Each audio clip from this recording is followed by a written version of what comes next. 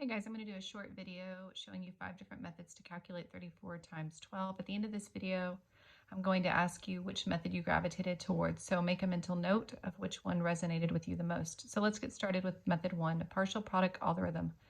Here we're looking at 34 times 12, and I've already started the problem by acknowledging that 2 times 4 is 8 and 2 times 30 is 60. Notice the 2 is used 2 times and there's the 34. So then based on that pattern, the next one would be, we would be looking at 10 times 4, and that would be 40. And then we would have 10 times the 30, which would be 300. You would add these values up and get 408. Let's look at the area model. Area model, you build a rectangle and you write your numbers in expanded notation, so 34 and 12. And now you build yourself a grid and start filling it in. So we have 300, 60, 40, and 8. And you proceed to add these values all up together and you get 408. Next, let's look at the distributive property. Here we write again in expanded notation. So we have 34 being distributed to 12 in expanded notation, and the 30 gets multiplied by the 10. The 30 also gets multiplied by to the 2, and 4 gets distributed to the 10. And the 4 also gets distributed to the 2. We write out these values and add them up, and we see 408 again. The next one is the stick method. Stick method has, there's the 3 to represent the 3 tens.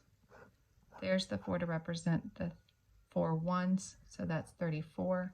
I'm going to switch colors here so that you can see the 12. Here we have the 1 that represents the 110, and we have the 2 sticks that represents the 12, so times 12. How do we derive our answer here? You break it down into regions. This represents the hundreds place, and this represents the ones place where they intersect. I'm going to make little dots there. That represents the value, so that would be 8. We have 1, 2, 3, 4. 5, 6, 7, 8, 9, 10, carry over the 1 and 0. 1, 2, 3, 4, and you can clearly see 408 again. The last method is called the lattice method. It almost appears to have some similar traits as the area model, but be careful you're not writing out an expanded notation, and you're also putting your other value on the right-hand side. So here you're breaking it up into regions. 4 times 1 is 4. 4 times 2 is 8. 3 times 1 is 3. 3 times 2 is 6. And how do we derive our answer? Once again, I'm going to use a different color so that you can see it's diagonal.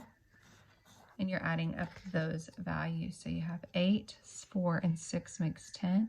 3 and the 1 make 4. And once again, we see 408.